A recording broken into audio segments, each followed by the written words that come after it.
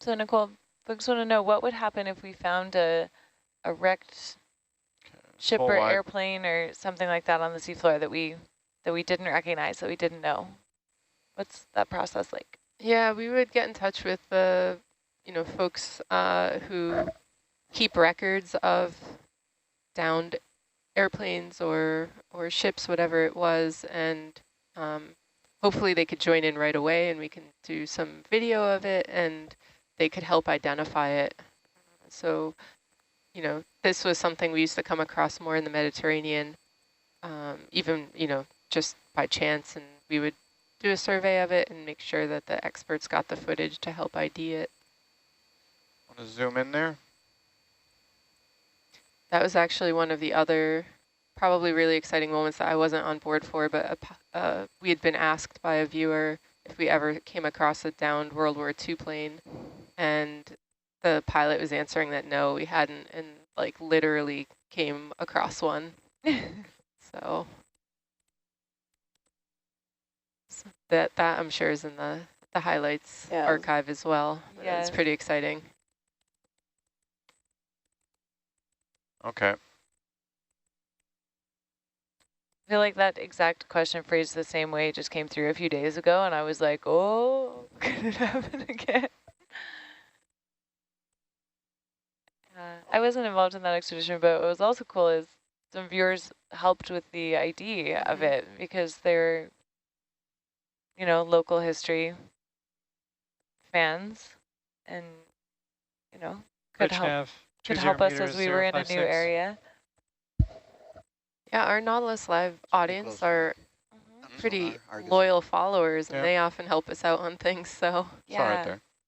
Absolutely. Yeah, it's getting softer. It's just a little bit steeper for this little section. Yeah. Oh yeah, here we looking at more rubble. What's the last step you called in, Jeff? 056, 20 meters, 056. You want me to shorten the steps when we're getting here on the slope? Just watch the sweep, see if it goes in or out. Yeah. Yeah, make them 10s. Yeah, so the targets we picked out are from we're all right. multi-beam mapping system. So we are both making bathymetric maps and also looking at the water column, at the bubbles rising up through the water. That's our shortcut to finding the bubbles, by giving us spots to go look where we've seen flares. Bubble plumes do turn on and off, but this would be a very different expedition without those targets, to hone in on. And our mapping data does contribute to national and international efforts to map the seafloor. Proud to be part of the Seabed 2030 global initiative.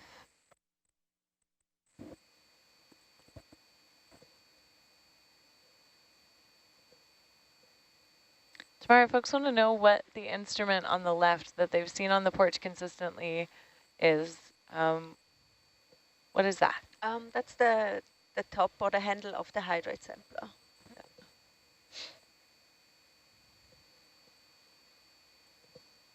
If they've been watching, they would have seen it used the last few days. Yeah, Most of the time it just sits there waiting. Right, I hope to be using it right now.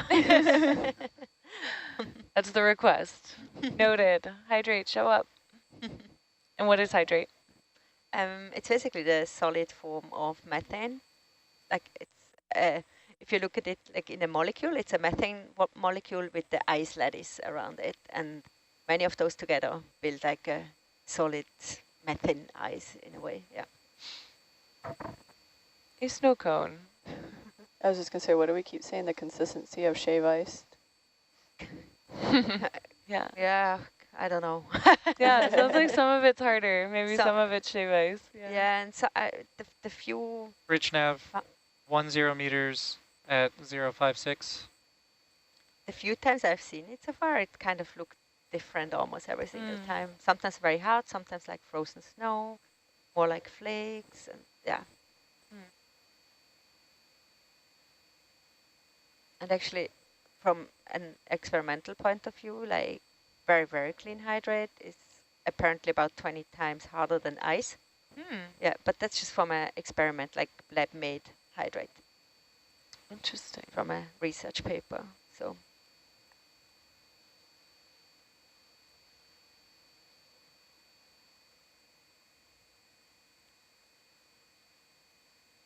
And why do you want to collect that? Just while we're still on the hydrate sampler. The hydrate sampler helps us collect hydrate. And why do you want that? I want to find out the composition of it, like if it's like just pure methane, or also if it has other carbon or higher hydrocarbons in there. And then the other thing is to try find out if these bubble shrimps that we're seeing, if they were always as present as free gas, or if they were at some point integrated in a hydrate. So I'm trying to boil up a fingerprinting method using noble gases for this, to find out if the gas in the bubble streams was always free or if they were integrated in a hydrate.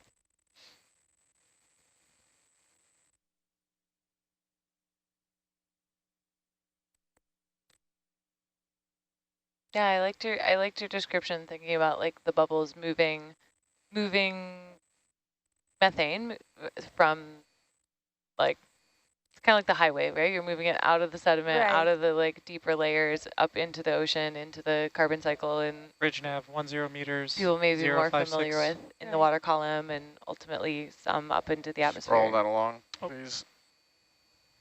Is that microbial? Some bacterial mat there. Yeah. But hopefully we find something bigger.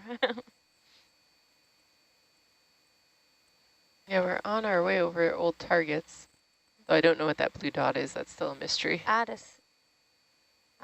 think that's also Matt? That's a target from I thought so. It's full just database from it's Susan's odd database. that one's not labeled, but the other ones are. Okay. Which is why I'm not sure on HYPACK what it is. Oh, I see. So from this map, it looks there's like some it's well one kegs. of the previous years.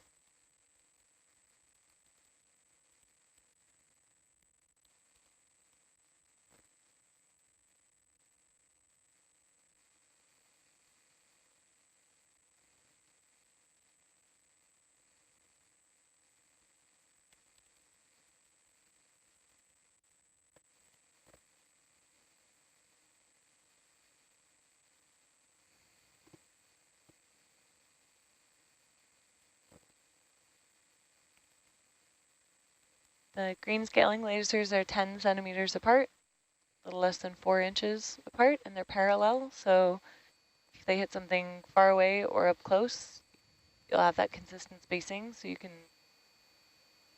kind of stamp out, if that's 10, 20, 30 to the total size of whatever you're looking at. Bridge nav 10 meters 056.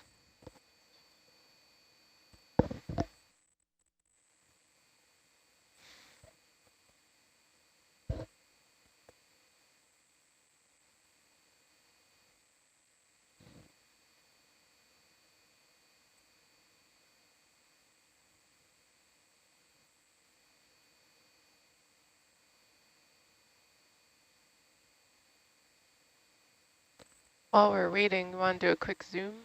Yeah, go ahead, Tammy. There's a bacterial or microbial mat there.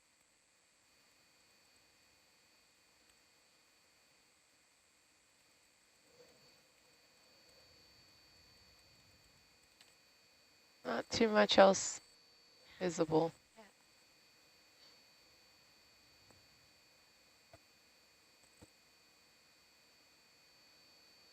All right, thank you. No problem. That was one of the acarax or shells? Yeah. Yeah, we picked up some here during the first dive in this area, some shells. Yeah.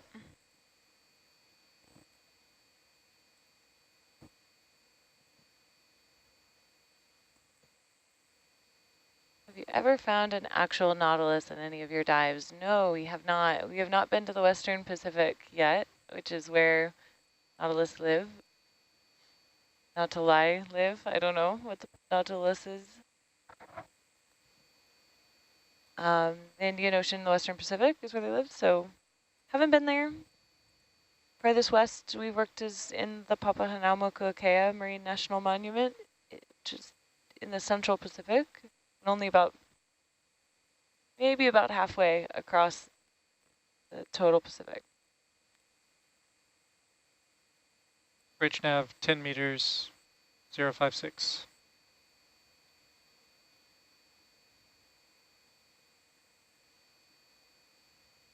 Tamara, how volcanically active is this area? Could you talk a little bit about the big scale geology of what's happening here?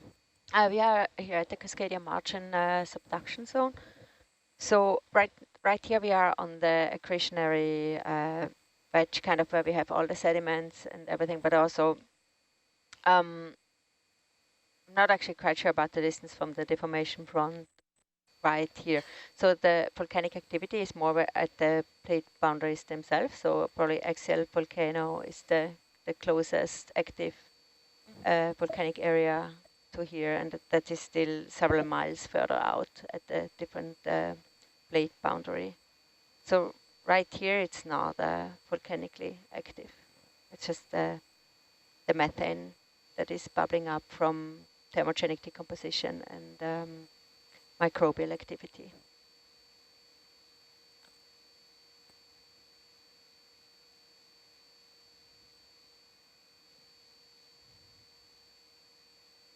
Yeah, so here we have the Juan de Fuca plate subducting beneath the North American plate. And that accretionary wedge you mentioned is the scraping off of all the sediments from that process. That also does fuel the Cascade Range volcanoes that folks may be familiar with in the Western United States, Rainier, Baker, Glacier Peak, all of those. Bridge nav 10 meters, 056. Lots of questions coming in about the ROVs. I'd encourage you to check out the Science and Technology page on the website as well for lots more information about the systems on the vehicles. Hercules was originally launched in 2001, Argus in 1999, and Ocean Exploration Trust got the EV Nautilus in 2008, but she was actually built in 1967 in East Germany. She's living a new life.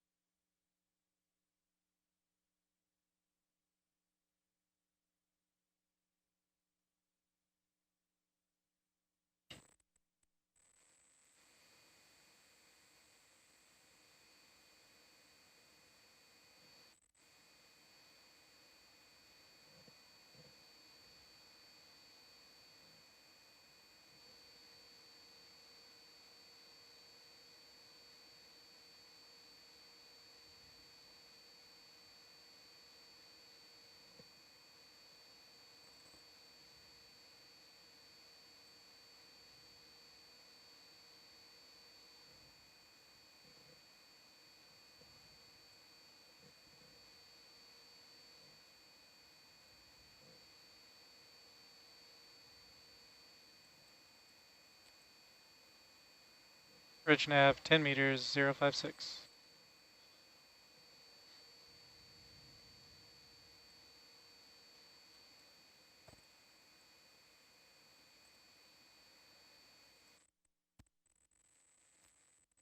Mike, do you want to explain a little? Could we see better with night vision cameras? What's the night vision cameras are generally infrared, right? How would that work in the ocean? Yeah, I don't think it would work at all, would it? The red, I don't know. It's probably somebody could explain it better, I hope. the red doesn't travel well underwater. There's no light. So That's true. you need some, right? I don't think, yeah. So a little more depth is, yeah, it's correct. Red light doesn't travel much in the ocean because of attenuation. So mostly when light travels through the ocean, some of the wavelengths actually lose its energy, and that's what we call attenuation. And red doesn't travel very far because it attenuates very quickly, and I bet Tame might have some explanation on the video. How do you get these colors and all that? You have to compensate for the redness because there's not much red that travels underwater. Is that correct? Something like that? Yeah, I was going to say exactly that, actually, that red doesn't travel very far at all. So, and if we were to even try or attempt to use an infrared, it's just going to look really gainy and pixelated and won't have any color. It will just look black and white and will have very little detail. And so with the cameras we have now, we do the white balance at the beginning. 10 meters, 056. At the beginning of every dive, as soon as we hit the bottom, to adjust to the different depths of that we'll be working at. And so then it kind of balances out all those colors and brightness and everything, so we get as nice of a picture as we can. And then sometimes as we travel up, like we traveled up a little bit from where I did the white balance, so I just had to adjust. I boosted a little bit of a red. Otherwise we would look a little too blue. I mean, it already looks a little blue, but this is as close to a natural as we can get.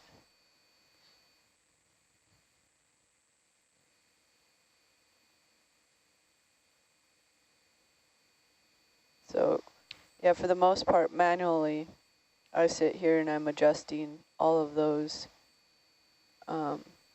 as needed, depending on what we're looking at, where we are.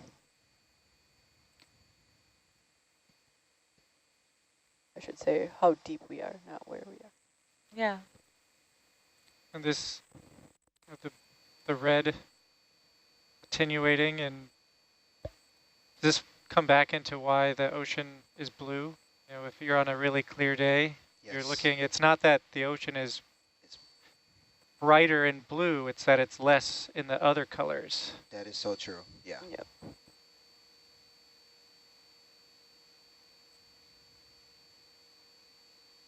Hey Jeff, do you mind zooming out on HYPACK a few clicks? I'm just curious to see what's ahead and where we are relative to other targets. Okay, so the waypoints are up here. Yeah. You kind of wanted, I indicated going to some of the older picks. That's why we went here. We could always go straight for waypoint 4 after here, or get up higher on the ridge. Yeah, one of the things we're trying to do is find more hard material, I suppose, or more rich material. I imagine as we go higher, it's going to be more like rock exposure. So we might be able to go from like 265, or the one that's 2 beyond where we are, that one, to waypoint 4. Right. Yeah. I imagine from what we saw down here, up the highest spots on the ridge are probably the massive exposures of carbonate. Sorry, I think I distracted you too. Is the ship still moving? Just about to stop. Okay. Bridge nav 10 at 056.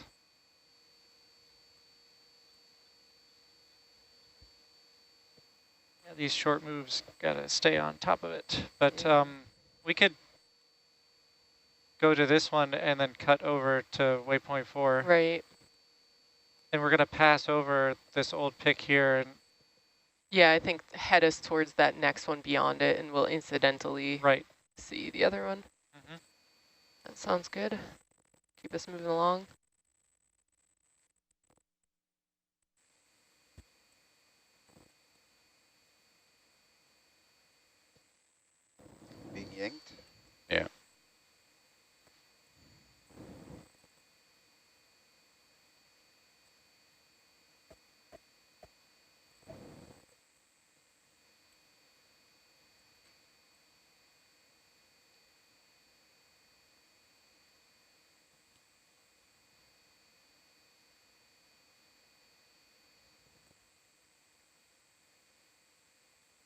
All right, Mike, a young explorer would like to know if Hercules has ever crashed. Yeah.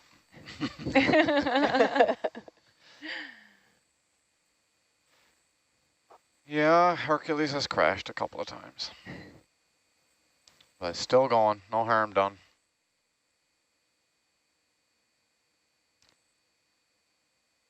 We have to be all of us in the front row. We have, well, in the room for that matter. But people up here piloting, we have a dive plan that has our target depth on it, and as we Bridge descend, nav 10 meters 034. 10 meters 034. As we descend, we have several instruments to indicate the bottom to us. So we have this indication of what it's supposed to be on a sheet, which we don't really trust at all, but we kind of, okay. It's supposed to be 1,500 meters, say, and then we have altimeters on both vehicles, DVL. The sonar, the forward-facing sonars will throw the bottom back at us once we get close enough to it. So we're looking at all these things, and when we get into what is the expected final part of the descent, then we're all kind of on a higher alert, and we're looking to see the bottom with instrumentation rather than what's written on a sheet of paper. So those kinds of checks and balances typically keep us from crashing the ROV, but accidents happen.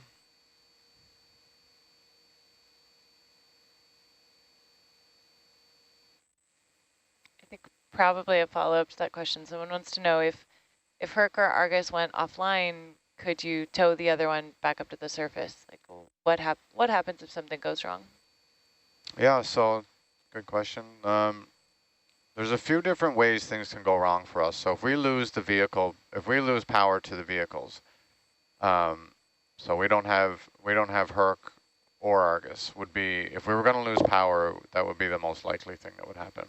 That's on a one say power supply, say from the ship. But our winch is separately powered, separately controlled. So in that instance, we should still have the winch. So we know that Herc is only gonna, if the vehicles don't have power. Bridge nav 10 meters 036. Herc won't, or Argus won't float, but Herc will. So we don't want them to get tangled up poorly. So we can just come in on the winch at a speed that is slightly faster than Herc can float, and we can move the ship ahead at a slow speed, and then that would just naturally put them out in this kind of towing configuration. That is what we launch with.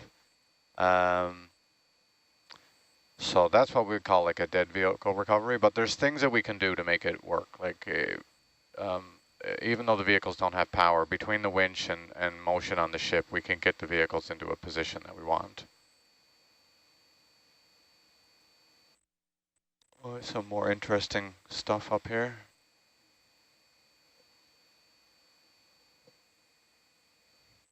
Yeah, so losing part of the vehicles, just for a sense, they're powered through the cable that runs off the back of the ship, and that's a 0.68 of an inch, so almost 3/4 of an inch in diameter, armored metal cable with fiber optics and copper strands running down through the middle, so it does our power and our data transfer, and is also armored, so it's protected. Yeah, and we can lift on that. So like we could have a situation where we, say we, really tied a good knot in the tether or pulled it around something, and we broke the fibers and say somehow even broke the conductors. So we could have a situation where we wouldn't have Herc power or anything. We'd still have to do the same thing with lifting up and moving forward, but we would have some view of it through Argus. Bridge nav 10 meters 036. I think when we get over this rubbly stuff, Jeff, you can call in some longer moves. Yeah, I was probably being overly cautious with that. Yeah. I was getting confident, and then I looked at the screen and saw these giant boulders and thought, Yeah. well, maybe I should keep going. Change your mind. We're getting close to the old pick right in front of us.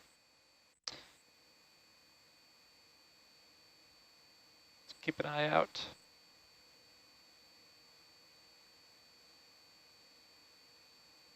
Wow, look at all that. Tamara, do you want to explain a little about how this rock gets created, how that's connected to the methane bubbles? Could you repeat Oh, that? sure, Sorry. sure. Could you talk with us about how this rock gets created, like how it's Right. connected back to the bubbles? Yes, yeah. So when we have like the pore waters in the sediment, they have a lot of methane dissolved in them.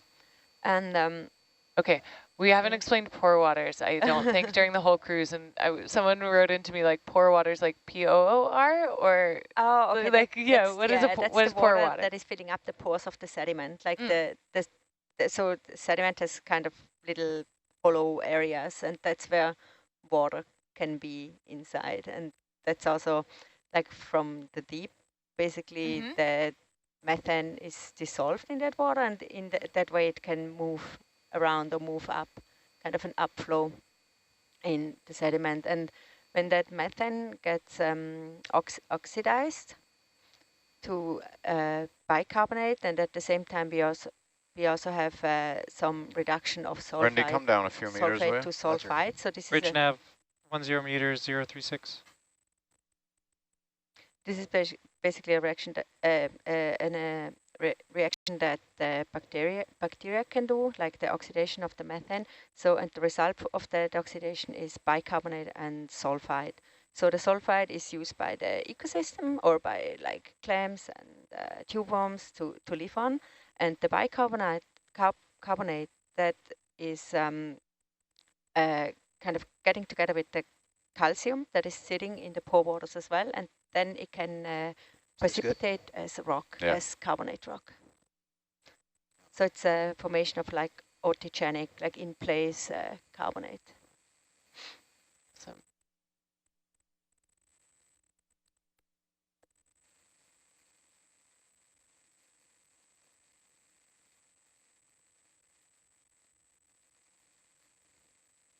yeah, so you can imagine a lot of methane having moved through these sediments to create those chemical reactions to make a rock this big.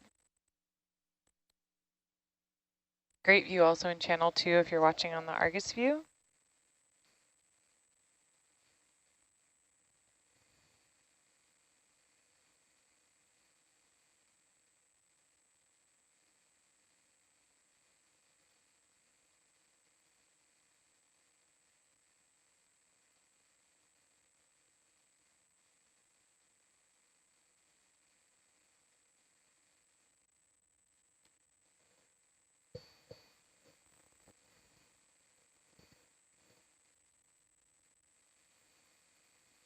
Bridge nav 10 meters 036.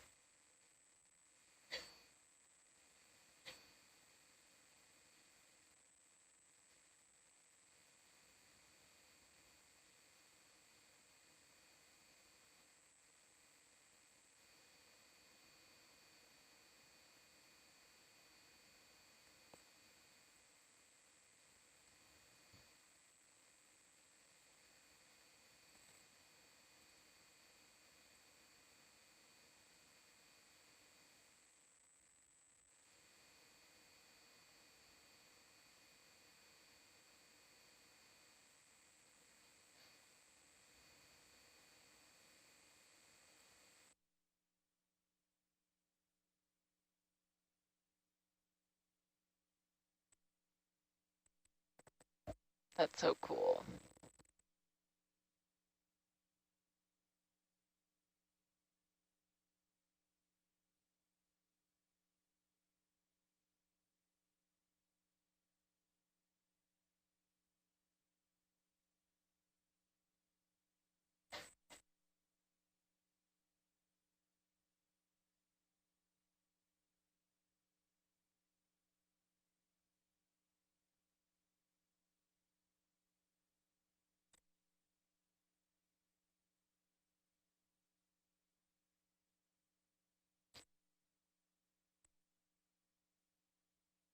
Bridge nav 10036.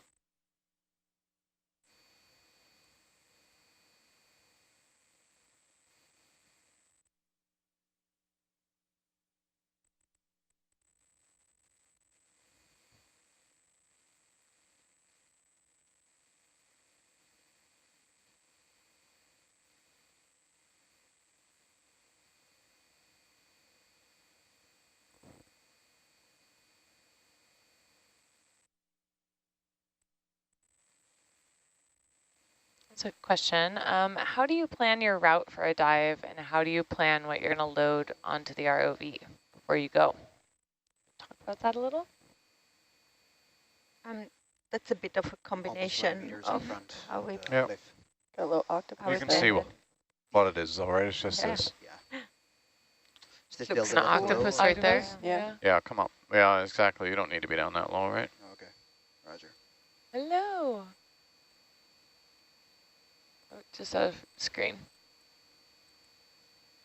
So one thing is we look at the active bubble streams that was surveyed in the night before on the multi-beam survey, and we also have an idea of what type of samples we would like to pick up or what type we need, and then we kind of combine this information to work out the dive plan of from which point we go first and second, third.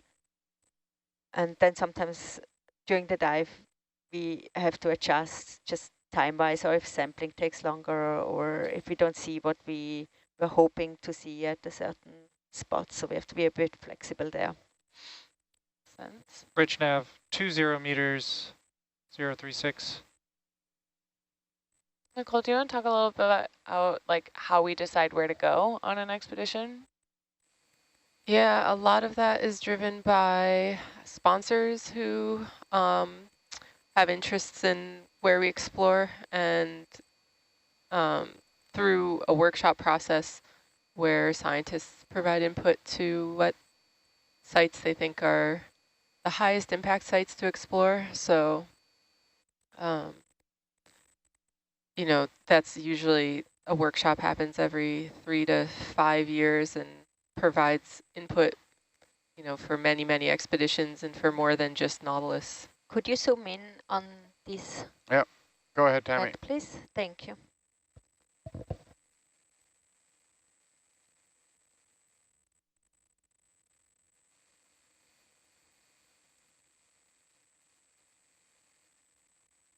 A lot of bacterial map. Yeah.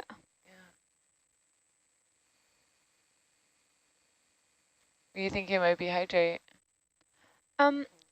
I didn't think it was hydrate, but I was hoping that we would see like some bubbles or something rising. But yeah, sometimes met and hydrate look very similar, yes.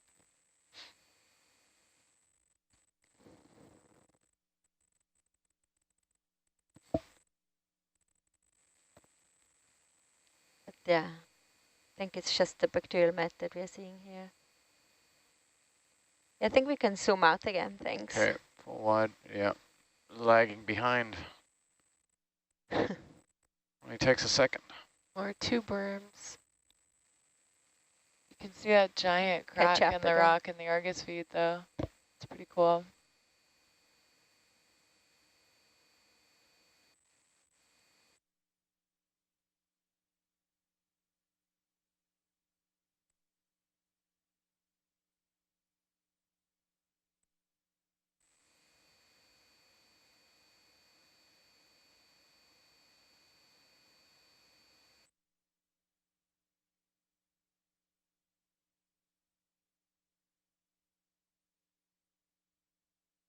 Wow. It's a nice neighborhood to be a tube worm in.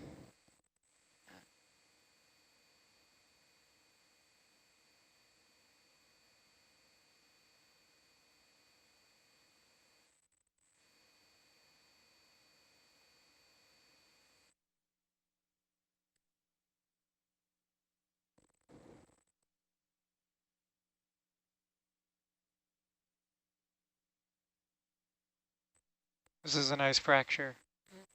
It's really cool.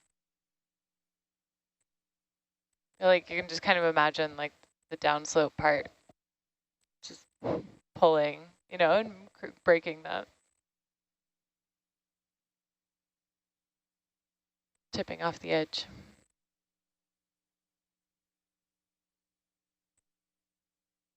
Oh. Bridge nav 20 meters, 036. Sorry.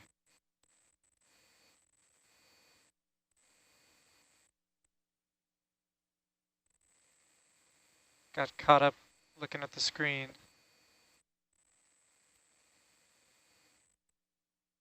Is that a piece of kelp down in there? Oh, gone.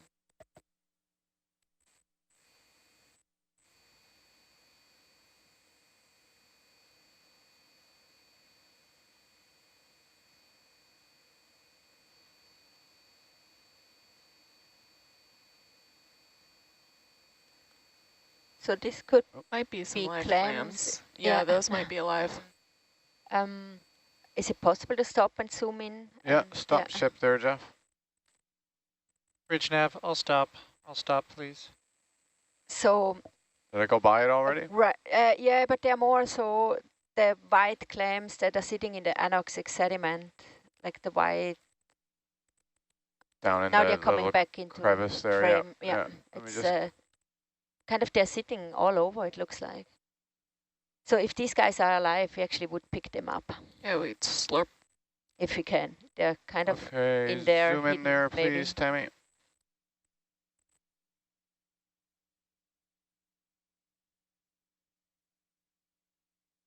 Yes. Yeah, those are alive. Yeah. Do you think you can reach them, or are they too deep in this They fracture? might be too deep. Yeah. Let's just full wide. That suction hose doesn't have a whole lot of reach. Yeah, okay. Yeah, that's probably, I mean, I can try it, but it doesn't look I mean, great. we can follow maybe, and we find it at an easier or less steep Yeah, area. I was wondering if you got on one side of it, of the sort of crevasse here, and like the side on your right looks a little bit lower and more accessible. Yeah.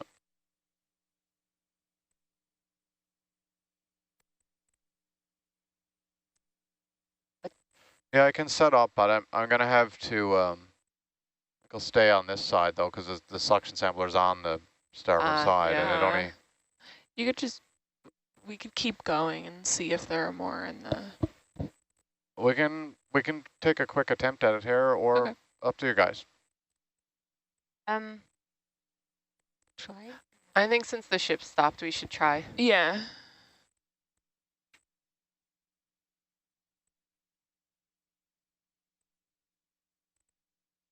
So this is something that is still on our wish list for this site, like this type of clams. Yeah, for a pop gen. Right. It's not looking really good there. Let me see if it was any better over here.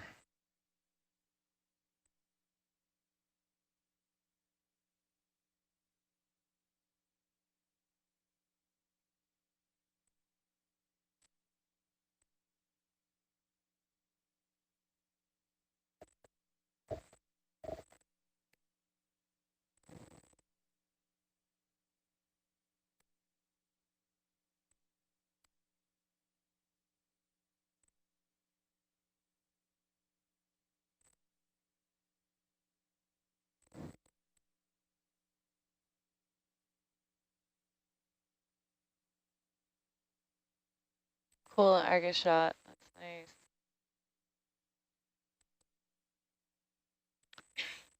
All right. Would you like me to change the cameras, Mike? No, I think we're okay. All right. Sure.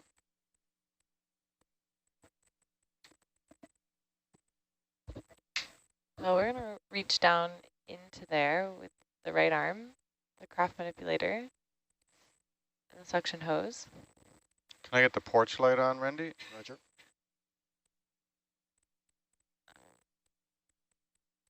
Question of if we have a smaller ROV that could fit in there. We do have a smaller ROV called Little Hercules, 6,000 meter rated, but it doesn't have manipulator arms on it. So Hercules is our best tool for this job.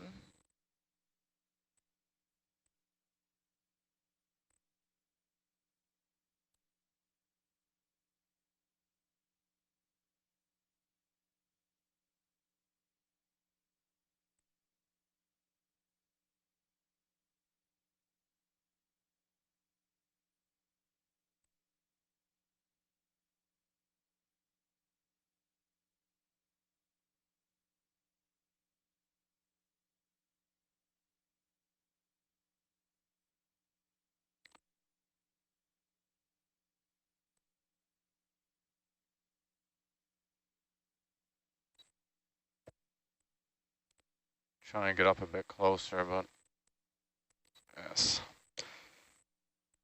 There's not a lot of scope on the suction hose even when we're like right in front of something on the same plane. It's just not a whole lot to it.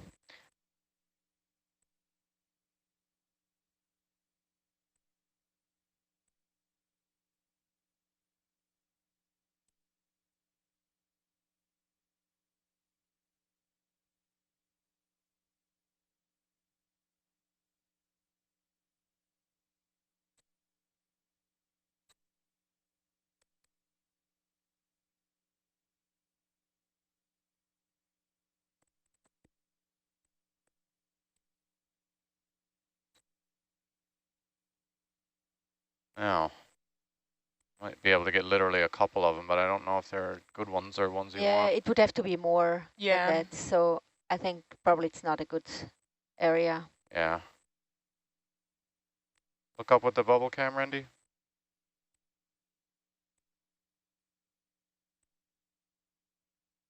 The end of the hose. Yeah. Yeah, those ones are too far, huh? Yeah. Because we need like 15 individuals for a pop gen. So. Okay, show me where the hose goes home. Yep. Thank you.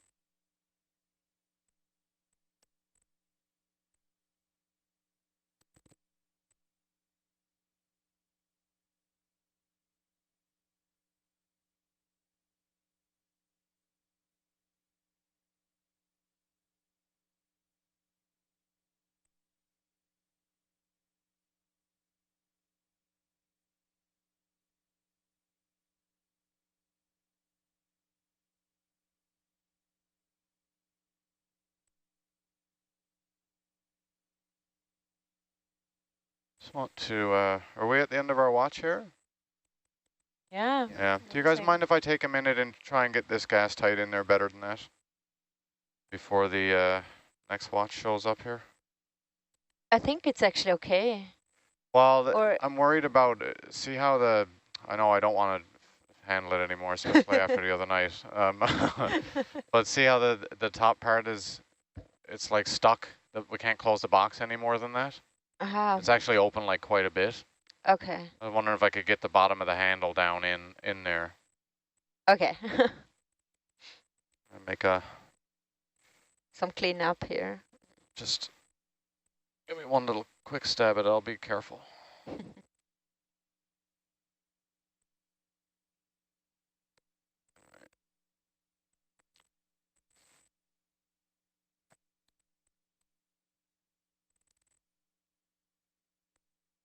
So as the next watch team takes over, we'll continue this dive along with Future, kind of exploring this new area, looking for seeps, looking for hydrate, seeing super cool clams and tube worms like this fracture has.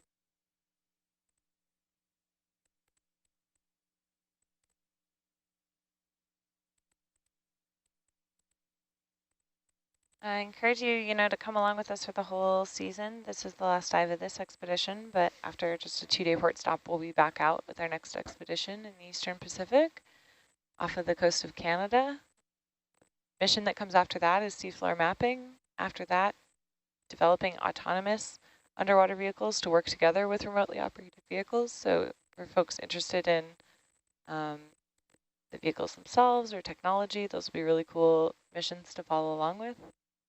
Then head out into the Central Pacific and dive on seamounts and corals, unexplored mountain range features, investigate their date and time, or their geologic age.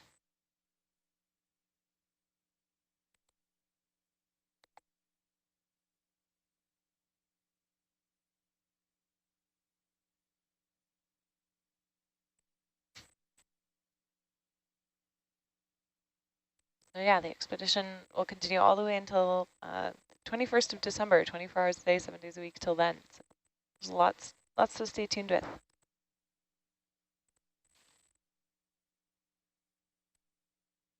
All right. Onward? Yeah. I changed my heading back.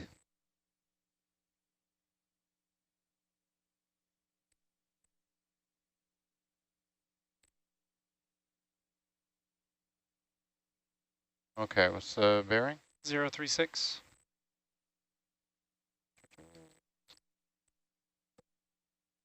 Bridge nav. 20 meters at 036.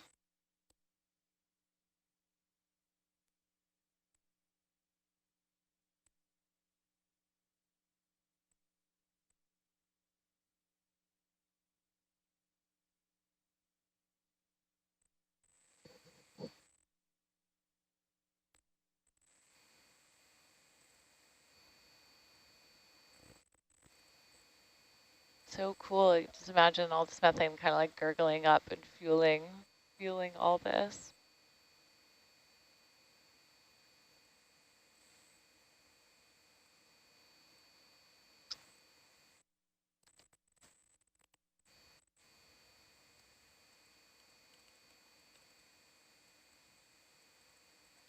A bubble cam out over the porch, Oh, Randy? yeah, roger.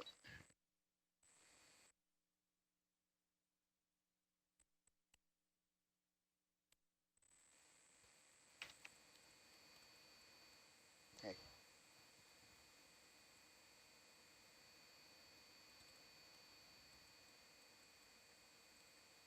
That's the end of the... Yeah. Nice dive. Huh.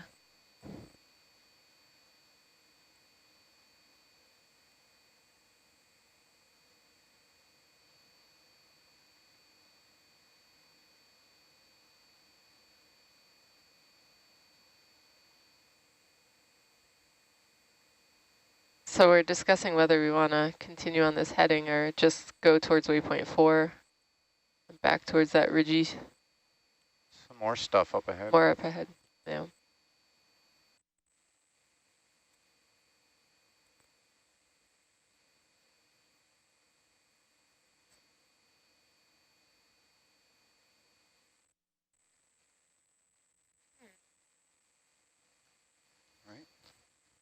You could get to this old pick or up a little bit more and then follow the contours to waypoint 4 if it's a rocky level of the ridge. This all looks like clam.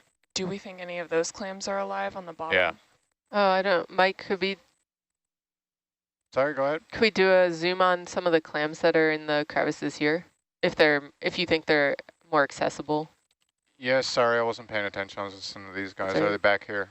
Yeah. Yeah, they are more accessible for sure. Oh yeah, look at that. The real question is, are they alive? Zoom in there, please, Tammy.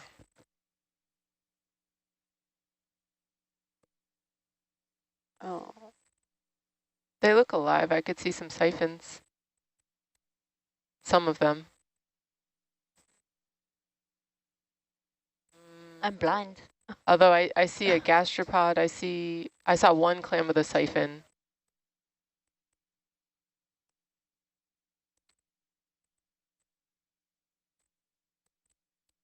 Well, we just launched.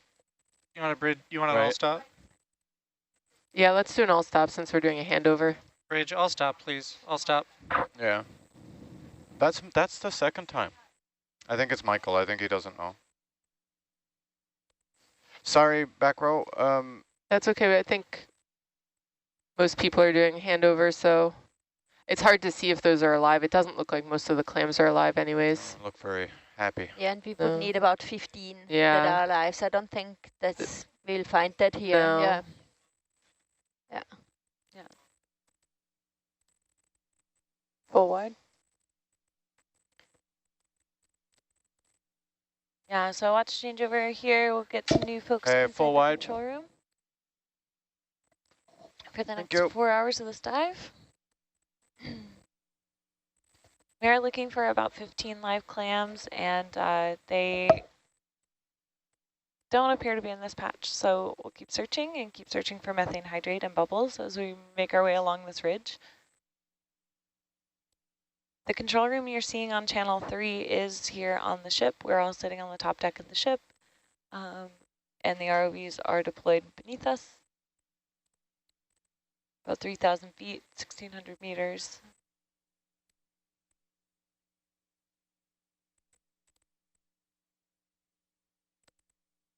So we would be looking for those clams and slurping them and bringing them back to the surface for a genetic study. So we'll see if those, we're able to find them a little bit further down the feature. So keep sending in your questions. Bob? Great having you along with us. He was at breakfast. He was? Yeah. He has 3 minutes. TikTok. He's usually up here by now. I Just know. wondering if he was slept in or something. This is Bob's last dive of the cruise. He figures he's going to burn all his bridges, so.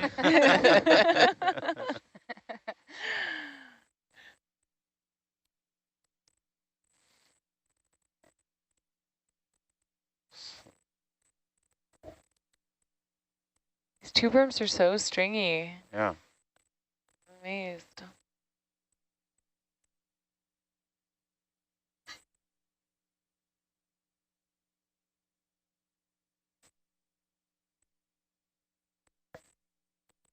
Be a cool still cam picture.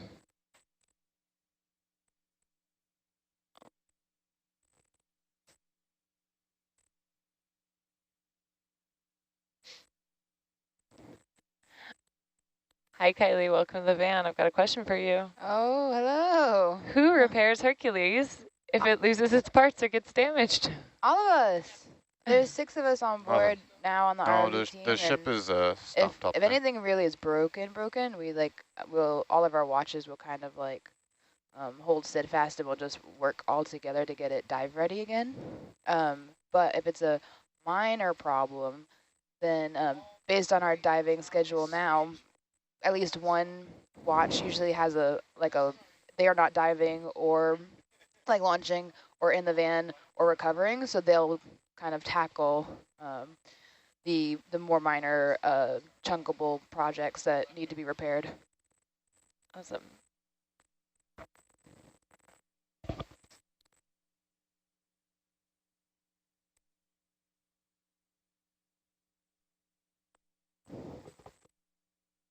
Check 1, 2.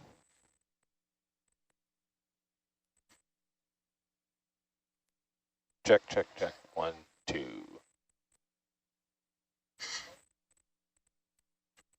One, two, check. Sat 1, 2, 3, rec 1, rec 2, rec 3, rec 4.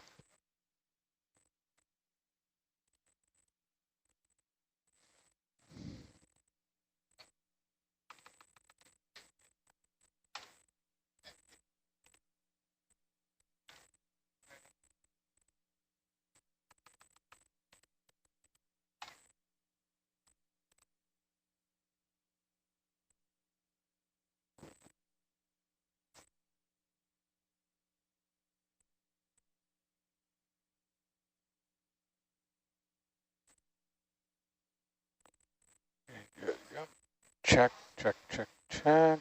Done. Check. Folder's good.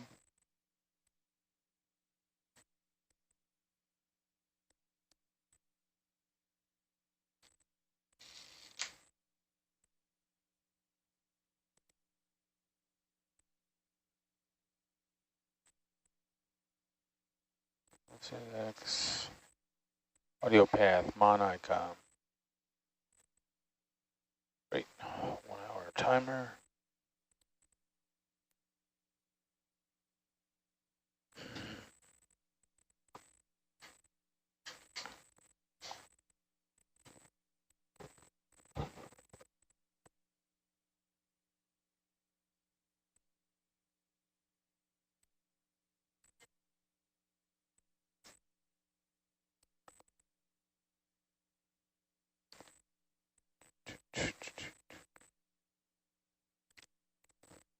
Uh, 085.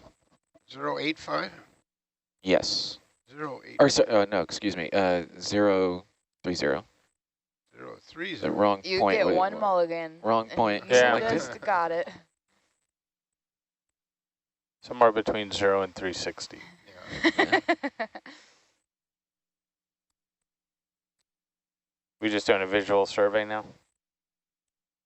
I've been told that we have, the ROV is basically empty. We don't have hardly any samples, so we're looking for some seepage and bubbles and some places we can sample. Eventually we're going, after we get up this chute, we're going to head to waypoint 4. This is Susan Murley from Oregon State University, NOAA Earth-Ocean Interactions Program. Of all the ROV control vans in the world. Yes. New shift. That was Ed. We have Kylie and Bob and Chris and Taylor Ann. Good morning. It's our last shift of this expedition. This has been a fun one. It has. Really has. Turns out this is my last shift for this year.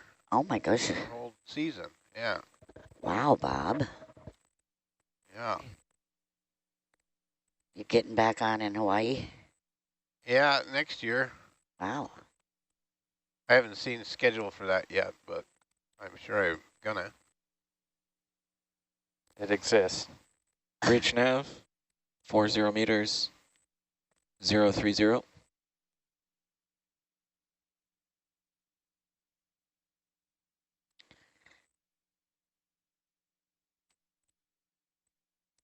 Uh, 40.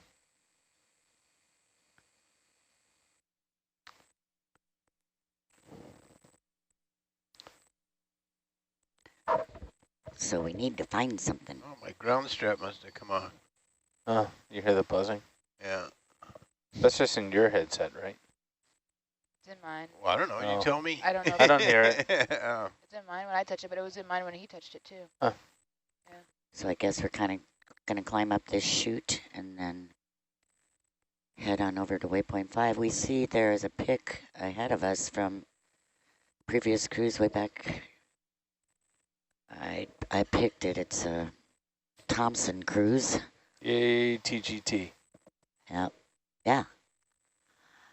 That's a weird data set too, because I was just looking at data on the margin that had water column data included, and this was a huge survey done by Goldfinger. Jeff was on board, and they didn't collect the water column data in a separate file, and so I ran it through the program and just put the same file in twice, and the water column data popped up. So wow.